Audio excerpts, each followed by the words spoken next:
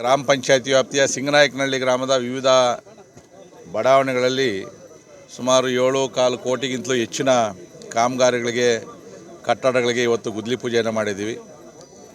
ಇವತ್ತು ಸಿಂಗನಾಯಕನಹಳ್ಳಿ ಗ್ರಾಮ ಪಂಚಾಯತಿ ಅಧ್ಯಕ್ಷರು ಸದಸ್ಯರು ಕ್ರಿಯಾಶೀಲವಾಗಿ ಕೆಲಸವನ್ನು ಮಾಡ್ತಾಯಿದ್ದಾರೆ. ಯಾಕಂದರೆ ಇವತ್ತು ಕೇವಲ ಒಂದು ಶಾಸಕರಾಗಲಿ ಸರ್ಕಾರ ಆಗಲಿ ರಾಜ್ಯದ ಅನುದಾನದಲ್ಲಿ ಕೂಡ ಕೆಲವಷ್ಟು ಕೆಲಸ ಮಾಡಿದ್ರು ಕೂಡ ಸ್ಥಳೀಯವಾಗಿ ಕೆಲಸ ಮಾಡ್ತಕ್ಕಂಥದ್ದು ಭಾಳ ಪ್ರಮುಖವಾಗಿರ್ತಕ್ಕಂಥದ್ದು.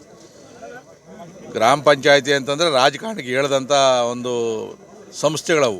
ಯಾಕಂದರೆ ಭಾಳ ತೀವ್ರವಾದಂಥ ರಾಜಕಾರಣವನ್ನು ಮಾಡ್ತಾರೆ.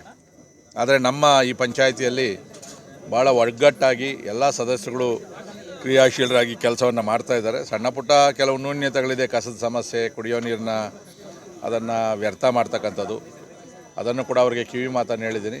ಇವತ್ತು ಒಂದು ಗ್ರಾಮ ಪಂಚಾಯಿತಿ ಒಂದೇ ಗ್ರಾಮಕ್ಕೆ 7 ಕೋಟಿ ರೂಪಾಯಿ ಅನುದಾನವನ್ನು ಕೊಟ್ಟಿರ್ತಕ್ಕಂಥದ್ದು ಭಾಳ ದೊಡ್ಡ ಮೊತ್ತ.